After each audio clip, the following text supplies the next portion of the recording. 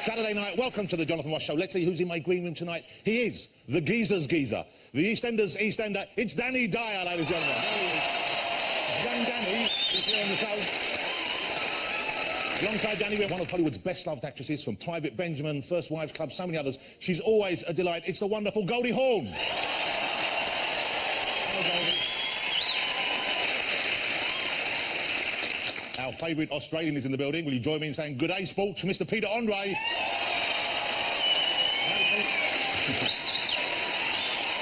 And I'm super excited. Very few actors deserve the accolade which I'm about to give my next guest, but he truly does deserve it. Will you please welcome the big fella? It's Liam Neeson. Liam Neeson has a very special set of skills. He's been out here tonight.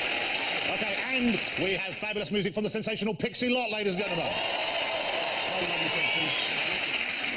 What a week it's been. I don't know if you saw this, but His Holiness, Pope Francis, made history this week when he appeared on the front cover of iconic rock magazine Rolling Stone. We haven't made that up. That's the cover, right? It's weird, isn't it? I didn't even know he had an album out. I mean, that's incredible. There he is. Look at those cheekbones, eh? He must have been airbrushed. All this is touched up. You don't want to go there. Now...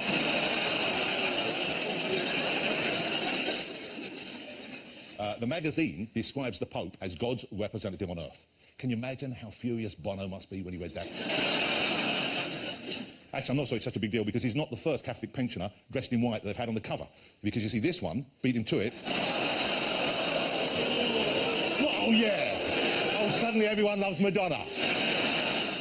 Oh, you're going to like this. A Californian teenager bought a blueberry muffin and was shocked to notice that it was the spitting image of her chihuahua, Chico. You don't believe me? Have a look at this. That's pretty good, isn't it? That's pretty good. Let's get my first guest, actually, ladies and gentlemen. I think we have to. If we leave him there much longer, it might kick off. Ladies and gentlemen, here he is. It's Danny Dyer. That's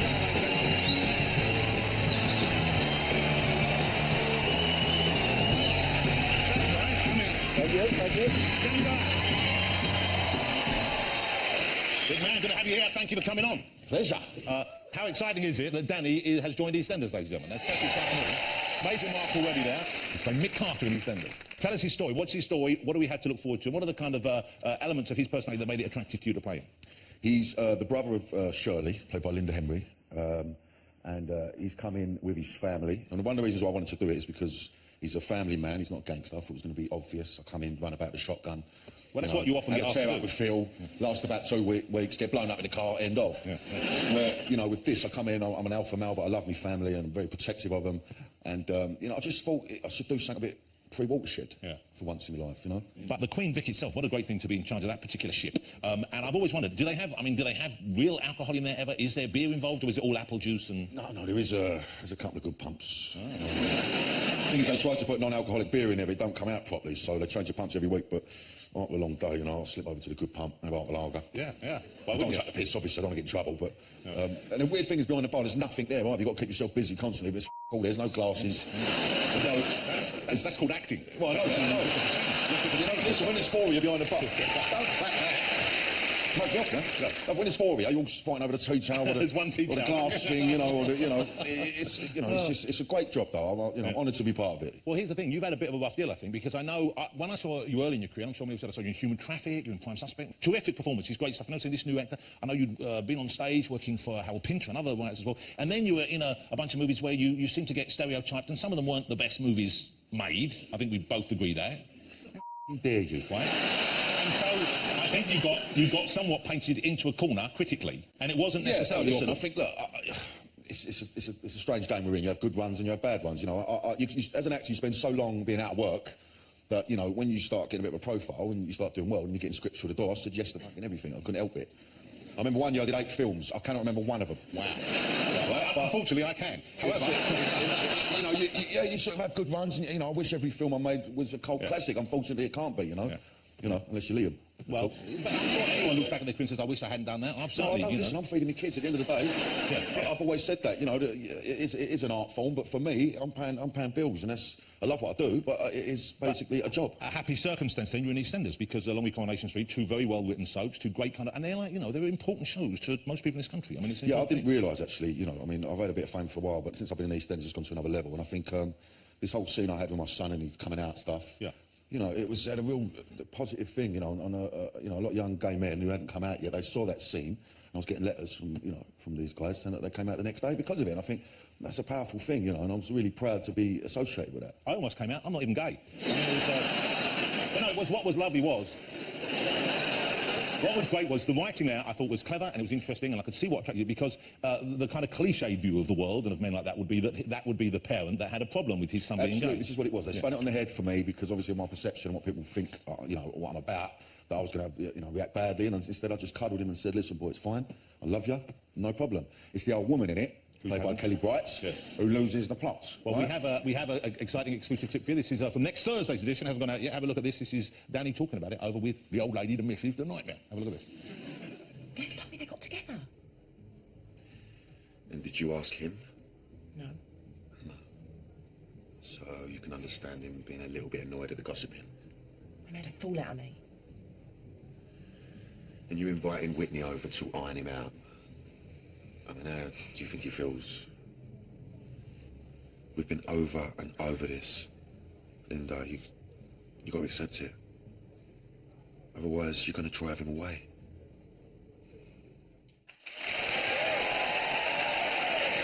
That's an impressive slice of modern drama, and it's a lovely thing to watch as well. You know, it's an important storyline they're dealing with there. Here's the exciting news in your life, I think, and I would imagine so. You had, just before joining EastEnders, you had another baby, you had a son.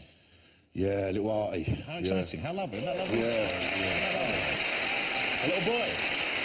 Oh, mate, he's such a beautiful little thing. I just forgot how hard it is. Oh, yeah. He's graft, and we had him like 2 days before I started EastEnders, wow. So...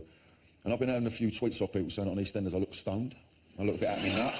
It's because I'm shattered. Like, literally, it's hard, but you go home and it's like, you know, you've got the bubba there and, you know, got to change his little shitty arse and that, and he's got to burp him, you know, and sterilise bottles, and it's graft. I mean, I'm loving it. You know, I was due a son, because I've got 2 daughters. Yeah. So I need a boy. I need a boy around there. So. You do. You get ganged up on otherwise. It becomes unbullied. No, just keep your mouth shut. Don't get involved, yeah. But my eldest is nearly 18.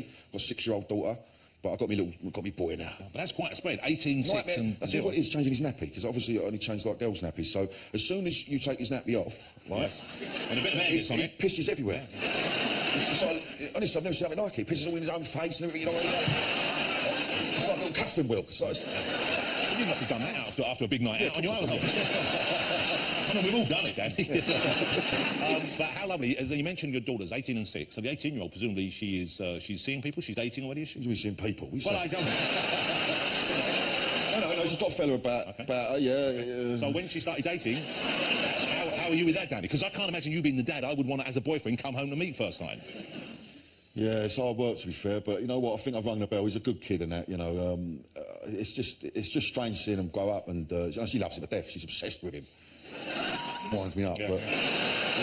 it could be worse. He could be worse. He's a good kid, and she loves him, and, you know, he treats her well and all that. Listen, as long as he don't upset her, or... as long as a tear doesn't drop from her eye, then he won't be walking with a severe limp for the rest of his life. And I'm sure he knows this. He's got a rough idea, I think. He's got a rough idea. But, you know, we got to do. They've got to live their lives. You know, I'm very protective of her. You know, well, let me ask you something else. You had a period, and you spoke about this, I know, you had a period where your life was off the rails a bit. When you were a young man, you indulged yourself in most of the pleasures that went off like that. Okay? Substances and so on and so forth. Yeah. When was the moment for you when you realised enough was enough, you had to stop, you had to grow up? I was, when I was doing a play, I was doing a Pinter play, and it was on Broadway at the Lincoln Centre, and I'd never been to New York. I got too excited, and yeah, overindulged, and I thought I could overindulge and go and walk out on stage and do a play, and of course it's just ridiculous, you know what I mean? I was banging trouble. I went out on the stage, didn't have a clue what to say, and you know, it'll never happen to me again, that, because I tell you, as actors, when you dry on stage, you never forget that moment. And you know, I needed it to happen. I needed something to happen. And all of a sudden I thought, wow, sort your life out, lively. You know, I had a great opportunity. I was a very lucky actor to be working with such people, and I nearly blew it just because I wanted to get off me nut, basically. And, you know, it takes a serious moment like that for you to go, right, rein it in. Stop it all together. Well, liven up. I guess partly it would have made all the worse, the fact that you were letting other people down on stage with you as well. Well, that was it as well, and that was the worst thing for me, because I was on stage, and it was called Celebration, the play, and I come on, and it's all set in a restaurant, I'm the waiter, and I come on, and I'm meant to interject into a conversation, so I interject, and all the actors look round, and I ain't got a clue what to say, and I can see the fear in their eyes.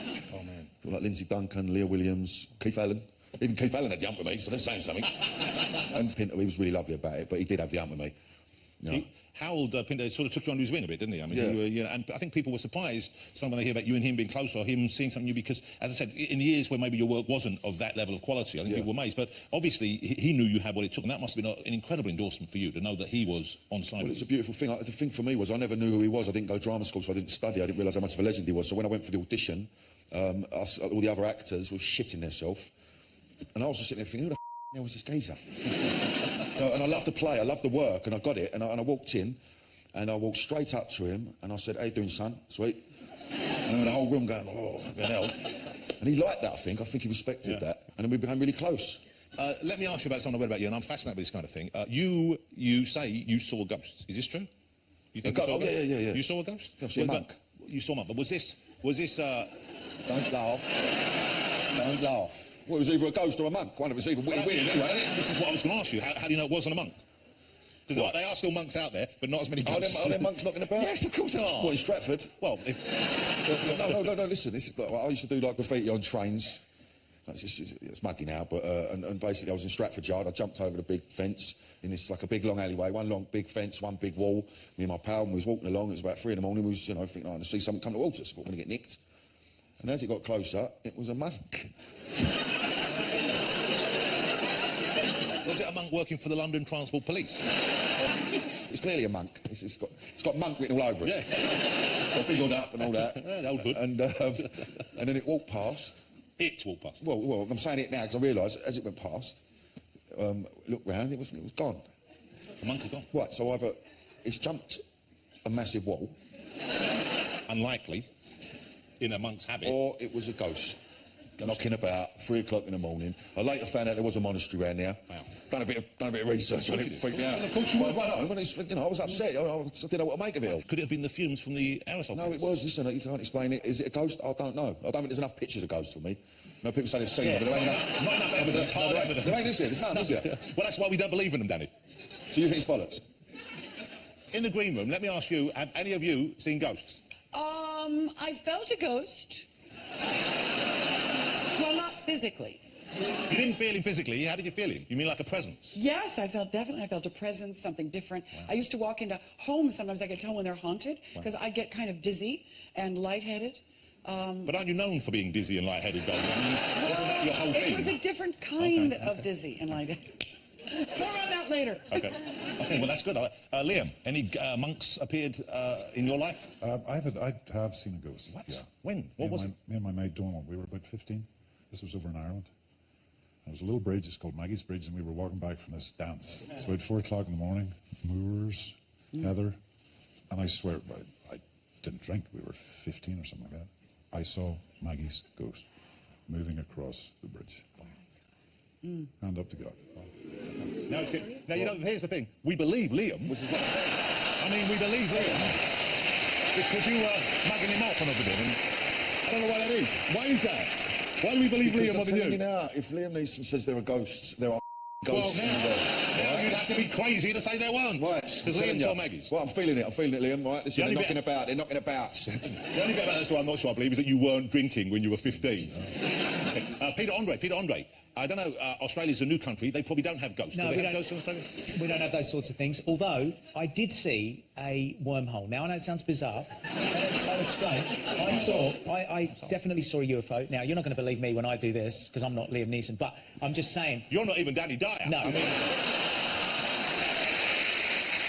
But I definitely saw a UFO. Wow, where was this? When was this? Near where I live. And literally, it was this spiral.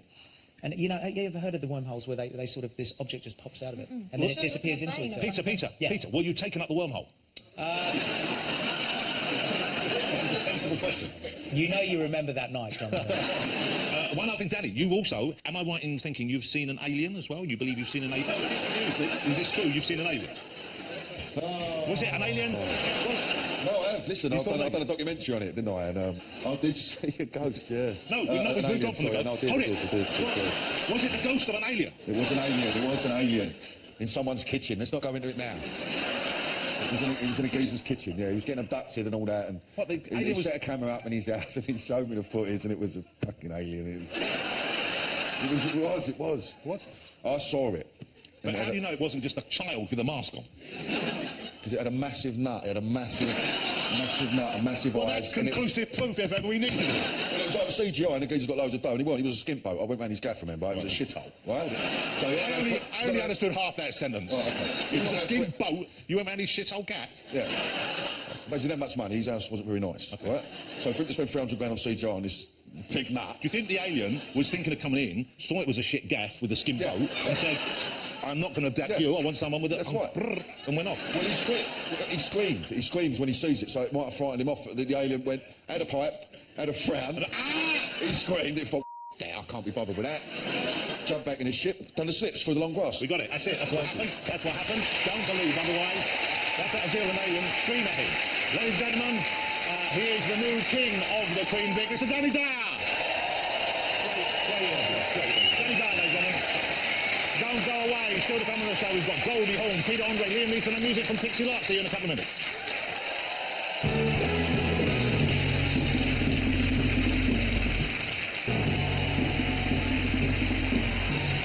Welcome back, ladies and gentlemen.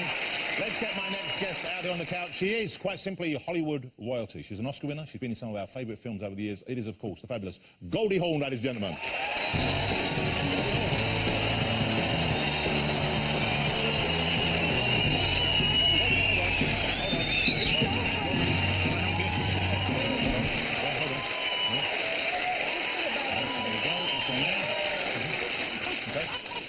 All part of the service. Nothing ever... Listen, sometimes things just don't work out. I left and it all fell out. Wow. This is what my pack, Your my pack, battery that's the pack. radio mic pack right there. Hey, It Goldie. is. Yeah, hi, everybody. Thanks for being here, Goldie Hawn. Nice to be back. How fabulous does Goldie Hawn look, ladies and gentlemen? And of course you're a grandmother now.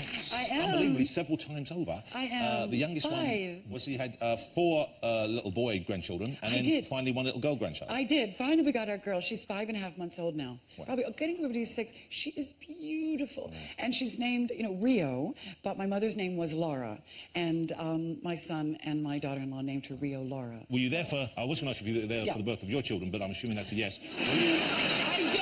I was. Were you there for the grandchildren's birth? Were you I was there for all the grandchildren's birth, yeah. There was, yeah, I was. And so is that a positive thing to have? Because I think when my wife was giving birth, I don't think I would have wanted her mum in the room. The truth is that Kate really wanted me there. And it was just fantastic because she had C-sections before and this was a natural birth. And so it was kind of exciting. And she called me and asked me if I would, Mom, I think it's time for you to come, because she was getting the Pitocin, I think it is, isn't it? And I said, and I knew the baby wasn't coming right away. So I decided I was going to take a bike ride. So I took a bike ride through the neighborhood because I had to get my exercise. I figured just 20 minutes. And I saw the most amazing, beautiful flower. It was a magnolia. And the smell of the magnolia is beautiful. And it opens up like a vagina. I mean, truly, I looked at this and I said, I'm taking this to my daughter. So I took it to her when she was, in that position. And I presented it to her.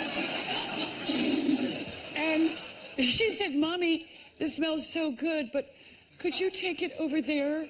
I said, of course. And of course, at that point, I was starving because after the workout, you're really hungry. And carrying that heavy fanny flower around you'd be exhausted. Really, that and my purse, and by the way, the pink blanket that I knit for the baby. Well, I knew it was going to be a girl. You really had that strong a feeling, or oh, yeah. You've seen the scan? No, but actually, I got the pizza, which then she immediately said, do not get that near me, don't eat that, Mom, please. So when actually the baby did come out, we were holding and whatever, and the doctor was here, and and he was a wonderful doctor. He's Chinese. Goody, Gordy, look. So I put on my glasses. It doesn't sound... Oh, you got your reading glasses out to... I had to because, you know, I want to see everything. But they had lights on them. They were those ones that you have when you look at menus. So I had no idea. But I looked, and here I have these lights on. And I said to the doctor, oh, now is that normal? And Kate comes up and goes, Mom, shut up! I said, no, it's perfectly normal. I don't mean that it's not normal. I just meant, you know, I'm just looking. The baby's head is so beautiful. And the hair and all that. Anyway, baby pops out. It was so gorgeous. And we were just crying and laughing, but I saw a penis. I couldn't believe it. I knit a pink blanket. I knew for sure it was a girl. And there was Bing. Penis and all. Wow. Anyway, that's the story. I'm sticking to it. What a fabulous story, and what a fabulous thing. What a fabulous thing to be there. Now, we haven't seen you in a movie for a while. For a few, about 12 years, I think. Was it The Banger Sisters? Yeah, Was made? yeah. But I hear that you are thinking about returning to the screen, which would be welcome news to us all. Thank you very much. Yeah, I thought, you know, I've been doing this with the foundation for years. I decided that just like all of us, I think as we move on in life, we need passion. And a passion doesn't always last in the industry in which you've been in for 40 years or 35 or whatever. And I looked at children's state of mind, and it was pretty disturbing. So I created a foundation, my Con Foundation, and the Mind Up curriculum, which is how to help children regulate their own emotions and understand their own brain. So we teach brain science, self-regulation. They understand brain breaks, so they understand stress. And this is to teach children how to cope with, well, just their life, is it? Yes, modern life? the stressors of our children are so great that it's really impairing their ability to learn. It's impairing their ability to focus. Do you not think, is this partly a modern malaise because we're on our iPads and our smartphones and all these things, and every time you go out now, you see people in the room, there'll be half the people will have something in their hand and they'll be fiddling with it when they should be communicating, and even at the dinner table. I mean, God, I mean, even, you know, I'm watching kids sitting around tables and they're all out drinking wine or whatever, and they're all texting and no one's talking to each other. So we're losing focus on each other. And that is the key. It's like, leave your phones away from the table. Yeah. Well, it's tough, though, to get people to do that. Because our brains have gone boom. Because I know somebody goes, it's a good idea when they're out with friends, they all put their phone in a pile on the table, and the first person to pick their phone up, they have to pay the bill for everyone. Yeah, that's awesome. That's a pretty good deal. It really is. I really love that. I'm going to try that, because it is so disconcerting. I wouldn't mind. I want my phone. I'll pay for it. As I was saying earlier on, though, you're returning to movies, is that right? You are going to make more films? Actually, after 12 years, you know, and I've been very hands-on with this. We have wonderful leadership now. The foundation is growing. It's got its own legs. I mean, it's fantastic. And I actually sat back and I thought, well, am I beginning to miss this? And is there something left for me to do that will be fun? And so I've signed with CAA, and I'm looking around and seeing if there's something out there that would be stimulating. And so would you act with Kate if a role came up? You could play mother and daughter or something else, but would you want to be on screen? We have looked at that, and to see sort of if there's anything. That's a very hard one to fill. You can't just do anything. It's got to be, number one, it's got to be great. It also, I believe, has to have meaning. So if it's going to be funny, it has to also be poignant and have a sense of reality to it. Maybe a film about her giving birth.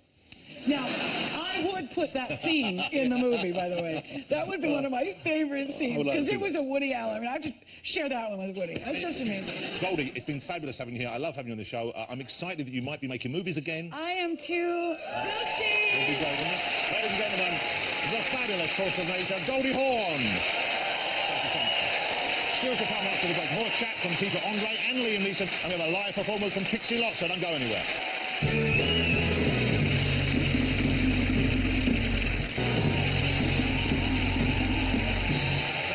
Welcome back, and it's a packed show tonight, so let's get my next guest out there. He's a singer, he's a star of countless reality shows. In fact, he's had more flies on his wall than a festival toilet. Here he is, my favourite Australian, Peter Andre. It's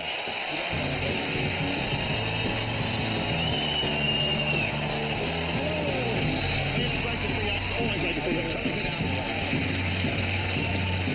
Peter Andre, how lovely to see Peter Andre, ladies and gentlemen. I love Peter Andre. Hey, so congratulations on all. I've been congratulating everyone tonight, but you're engaged to be married. Peter Andre's engaged to be married to his lovely partner, Emily. I believe I met her once. Very lovely young woman.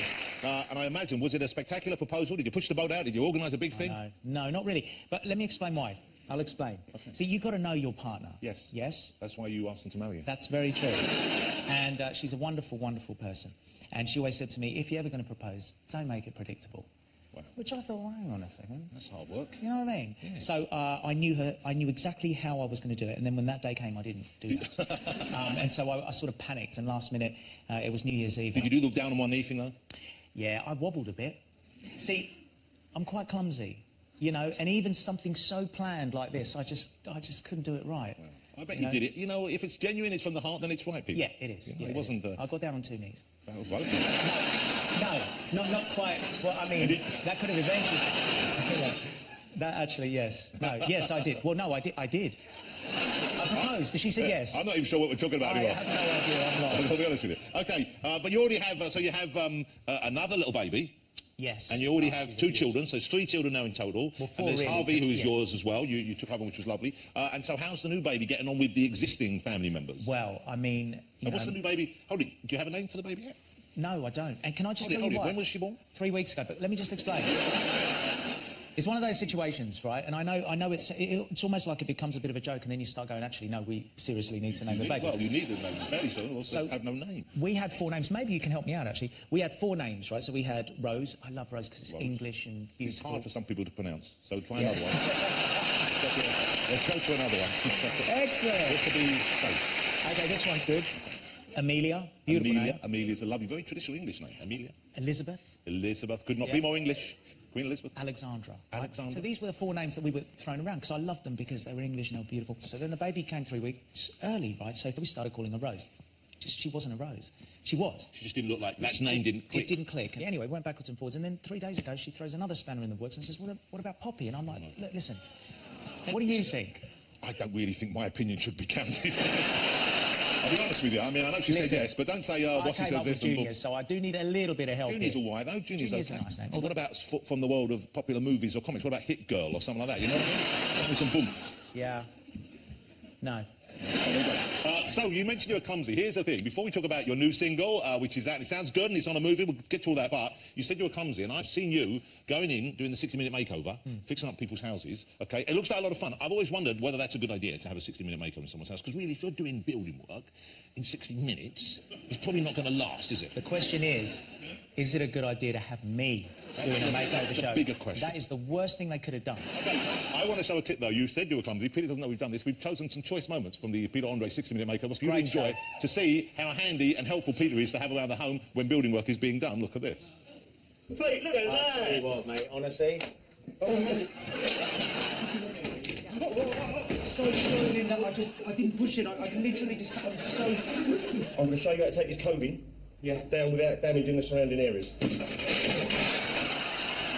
Whoa! Let's go here. Right, that's it. I'll get it out of here. Anyway, do you know, guys, what the weirdest thing is about that show? My parents who live in Australia and have been saying to me for years, you know, I want to come over to England and I want to see my son on TV because they don't show you in Australia. We did 10 series of the reality show, never got shown in Australia. I did one 60-minute makeover. There's a joke about this. Can I tell you a joke? You can't use it, he won't use it, but it's about a guy called Pierre the Coxsackie. Okay, I'm going to explain it to you. Why can't we use this? Well, no.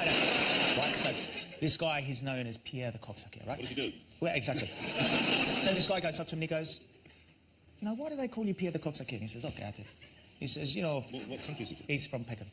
He goes, for 10 years, I drive my car on the raceway. Did they ever call me Pierre the Grand Prix driver? No. All my life, I make love to women. Did they ever call me Pierre the womanizer? No. I buy and sell to all the countries of the world. Did they ever call me Pierre the entrepreneur? No, but I suck one cock. And that's what happened with 60-minute makeup. What a beautiful way of sharing that experience with us. I enjoyed that very much. Beautifully told, if I may say so. Oh, yeah, sorry about that. Okay, so Peter is going to go back on the road. He's going to be singing and dancing for your pleasure again. I'm imagining, now, I understand you're taking a slightly more mature, slightly more sophisticated approach to your performance, to your style and so on stage than we have seen in previous years. You know what? I turned 40. I've done the tours. We did O2 Arena. We sold it out twice. I couldn't believe it. Did all the things I wanted to do, the gimmicky outfits, the dancers on stage, which was great fun. I mean, that is shocking. I want to know where you find these things. What do you mean, where we found them? Where did you find them? You were wearing them. Look, wow. But you know what he's saying there? He's going, we're Terminal 3, I'm ready to land if you can...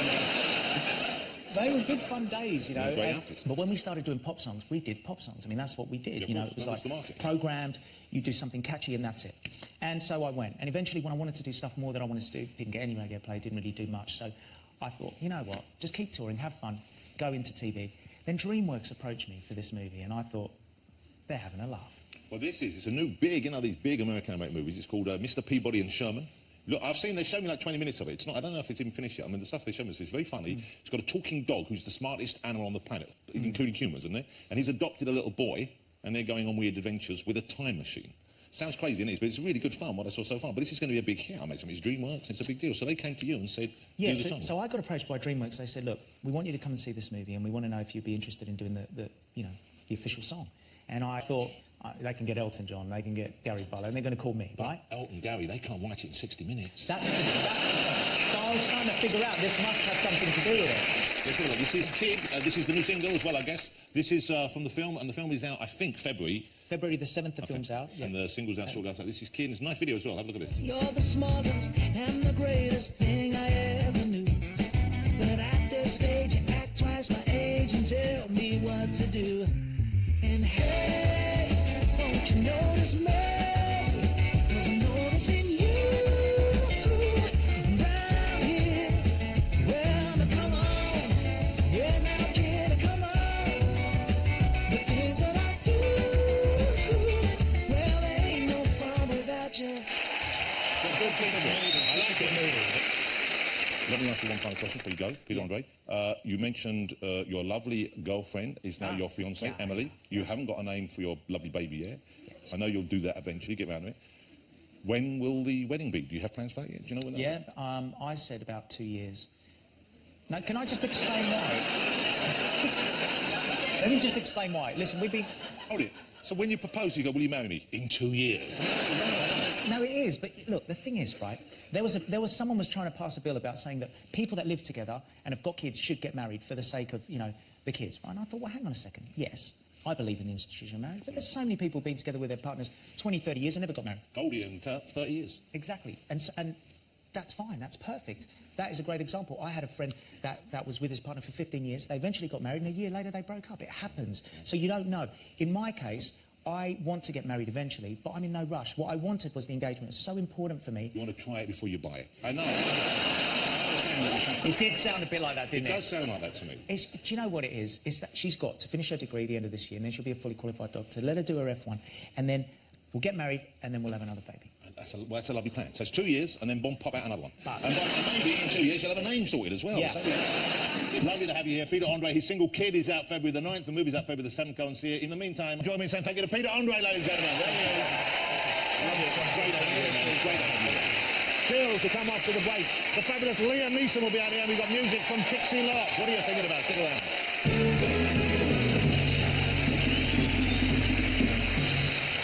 Welcome back, ladies and gentlemen. Welcome back to the show. Let's get my next guest out here now. He is a huge movie star. He's an incredibly talented actor, but here's what's exciting me the most at the moment. He was recently given the freedom of his hometown, Ballymena, which allows him to drive his flock of sheep through that town whenever the mood takes him. That's essentially all we're going to talk about. Will you please welcome Mr. Liam Neeson, ladies and gentlemen. Here he is.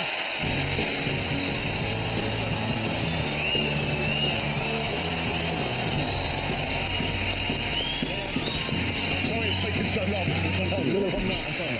That's Liam Neeson, ladies and gentlemen. Wow. Liam, you look great. You look fitter and healthier than the last time I saw you, I think. You look in the best shape I think you've been for donkey's years. Have you been in extra working regimen or something? Yeah, I've got 9 films coming out this year, believe it or not. 2 of them are animated. Really? Yeah. They keep sending me these action scripts, so I have to keep... Yeah, but what a great thing to have that reason to keep in shape. I know. I would have thought, because most of us men of a certain age, because we're both in our late 30s, we feel we should... We feel we should, yeah. I know. And you're in a new one now. The new film is an action movie. And I love you in the action movies, but what a weird kind of swerve your career took there, really, because for years you were a stage actor, and then you were kind of in more kind of thoughtful kind of movies, more... Sensible, yeah, kind of a different kind of movie. And then suddenly, bam, you're punching people so well we can't get enough of it. It must be a very different experience than making that kind of movie, I guess. Or is it similar? Yeah, I've been saying recently, doing this press junket for Non-Stop, it's like, I feel like a kid in a big sandbox, you know? It's terrific. I love doing that stuff. Yeah. We'll talk about the new movie. The new movie is called Non-Stop. It's out on the 28th of February. It's a great action, kind of tense action thriller, but it's not. It's interesting. The Taken ones, there's a lot of fighting. There isn't quite as much in it. It's more of a tension building. Yeah, it's like a throwback to the old Hitchcock films. It's set in an airplane, 30,000 feet in the air, and things happen to me. I start getting these text messages from someone. And he's the air marshal. Oh, well, you've just spoiled it. Thanks. Well, no, has that spoiled it? Well, you saw the film. I thought that was right at the very beginning of the movie. Anyway, okay. It's after about 10 minutes. All right. Okay. Well, let's do that again. That's Liam is on the plane for a reason. He might be an air marshal or passenger. Tell us what happens. Or a nasty guy. You know? He could be the. So anyway, he starts getting these text messages from someone on the aircraft telling him that someone's going to die every 20 minutes unless a certain sum of money is put into this account. And it starts. I swear, with this film, you sit down. You see an incredible piece of entertainment, and I say that with all honesty. Yeah. You get up from your seat and it feels as if half an hour has passed. And you don't know what's coming next. That's what I liked about it. It's one of those things where you don't know what's coming next. And you don't know who you don't know the nasty guy. You don't know who's the air marshal. I mean, you don't know anything. Let's have a look. Non-Stop is out. It's great fun if you like the action movie, but one with a cleverer twist and more tension. This is the one for you. 28th of February. Look at this. Started having chest pains and they just collapsed over Joe. What the hell was that? Everything's under control. Excuse me. Is the captain okay? I didn't do anything. Come with me now. Marshal! Is someone going to tell us what the hell is going on? I need your help. Hey, people are scared. We have a right to know why you searched us. Why this plane almost went down. Hey, Marshal, you and I are going to have a conversation. Don't you walk away from it. Off your cockpits now. You letting that guy in the cockpit? Here's what's going to happen. You're going to go back to your seat. You're going to sit down. And you're going to shut up. What? From one cop to another. You know. There we go. Non-stop. All take place on a plane, more or less. But I imagine if someone was a bit scared of flying, I don't want to put anyone else, but there are moments in that where you would think, whoa, because anything that happens on a plane, people do get nervous. Are you a scared flyer? You know something? I'm not. And I can't wait to see this film on an airplane and hopefully see other passengers watching it so I can go up to the bathroom and walk back very slowly. You know? It's like a movie in 4D. You know? Julianne Moore's in it. Lady Mary from Downton Abbey. Michelle Doherty. Yeah, Lady Mary. She's working as a hostess. She's gone down in the world. Well, no, she might be a hostess. She's on the plane. Yeah. It was funny. Julianne Moore, who's my suspicious partner, every day we were on set, she was asking Michelle, trying to extract information from her about season 3 of Downton Abbey. It was very funny. Okay, let me ask you about some of the recent films. The Titans movies you made, there were 2, weren't there? Yes. Clash of and Wrath of, or Wrath of, as they Clash say. of the Titans and Wrath of the Okay, real over-the-top, crazy movies. And you've got the beard going on. There you go, that's a fine beard. Yeah. The full one. And was Ray Fiennes in both of them, or just in one of them? Ray Fiennes was in both. He plays Zeus. He plays my brother Hades, who rules the underworld. The last time we acted together was in Schindler's List. He's one of my best, dearest friends. I get the feeling when you're on screen together, obviously Schindler's List is different, it's gut-wrenching when you're on screen because he was such an unpleasant piece of work in there. Yeah. But I get the feeling there's so much fun comes off the screen when you're playing in those Titans movies. No, we do. And the first time we actually had a scene together, and we just couldn't look at each other. You know, had to keep looking at the foreheads. You know, we'd start laughing and giggling. It's just because of the outfits. Yeah. It's all that. And I keep getting fans and stuff mix me up with Rafe because from the profile we have very similar profiles. Yes, you are. I didn't know that. Yeah. So I've been complimented on winning a Tony Award for my Hamlet, which was 15 years ago. Nowadays, I used to start going, no, I'm sorry, you're thinking of Ray Fiennes. Nowadays, I just go, thank you very much. He's been complimented on the Taken movies, a few occasions. And there was one, I got to tell you this story. It was the anniversary of the D-Day landings. 50 years ago was this anniversary. I can't remember how many years ago now, 15, 16 years ago. And my wife and I were walking through the Plaza Athénée Hotel in Paris. I was there doing publicity for something. And these 2 couples, these elderly couples, my wife and I were passing. They got up, and this lady says, excuse me, can I introduce you to my husband and his best friend who landed on D-Day 50 years ago. And they're now going up to the beaches of Normandy to walk by themselves. Incredible. They're going to start crying. God. And just walk and honour their comrades who died, you know. So I'm just kind of floored by this. And we shake hands and, well, have a great trip. I said something, I don't know what to say to you. You know, congratulations for living. Thank you for liberating all of us. I was about to move away, and the lady produced this, the Plaza Athen, they have these incredible menus. And she said, would you mind signing this? I said, I'd be honoured. So I get this, and as I'm just about to write my name, she says, we love the English patient. So I didn't break stride, I just wrote, with love, Ray Fiennes. What a lovely thing to do. That's a lovely thing for you to do. It's a lovely thing for them to do. Yeah, but you know, you don't want to say that to make them... That's a lovely thing you did. Is it true that you might be doing Taken 3 as well? That might be on the horizon? Yeah, we're going to do it this year. This year? Yeah. But how many... How careless is he with his family? They're getting in, shouldn't he start paying attention? Or they should just go in the witness protection program or something? It's bad parenting, isn't it? But I did say, when they called up, I said, listen, I'll do it as long as nobody gets taken. And they went, ha ha ha. I says, I'm serious. So it's not Taken 3. So you found Taken 3, but we have a really, really good story. But it can't be the same people from the same village, because you killed them all, didn't you? They're all dead. Apart from some really old grannies. Maybe it's the old grannies that are coming to get you. Okay. Liam, I love having you on the show. I appreciate you coming on so much. You're a great actor, you know that, but we all love seeing you in the movies, don't we, ladies and gentlemen? So I'd love to see you back on stage, but don't stop making the movies. Go and see Non-Stop in February, a great action, tense action thriller. Liam Neeson, ladies and gentlemen. Just please say thank you to Liam and all my guests tonight. Next week on the show, I'll be joined by the star of 24, Jack Bauer himself, that's Kiefer Sutherland, from the IT Crowd, actor Chris O'Dowd, the beautiful and talented Emily Mortimer, and Scottish funnyman Kevin Bridges, as well as music from John Legend. But now, with her new single, Nasty, it's a fabulous Pixie Lot, ladies and gentlemen. Come on, now just do it. Oh, I do it. Oh, I do it till you're good and tired.